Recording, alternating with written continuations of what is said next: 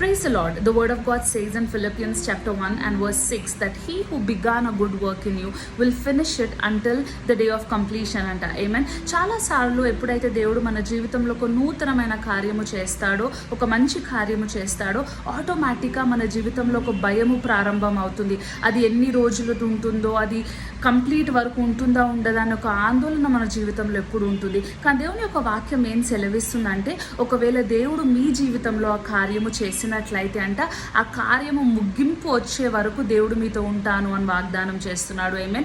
And ఇంకొకటి మీరు గుర్తుపెట్టుకోవాల్సింది ఏంటి అంటే, ఏదైతే దేవుడు మీ జీవితంలో చేస్తాడో దాన్ని తీసి వేసే శక్తి దేనికి లేదు అని వాక్యం సెలవిస్తుంది. సో ఈరోజు I want to encourage you, do not be afraid, భయపడకండి. ఈ నూతనమైన కార్యము దేవుడు మీ జీవితంలో ఏదైతే చేశాడో అది డే ఆఫ్ కంప్లీషన్ వరకు దేవుడు మీ తోడై ఉండి మీకు ఆ బలాన్ని, ఆ శక్తిని ఇస్తున్నాడు అని నమ్ముచున్నాను.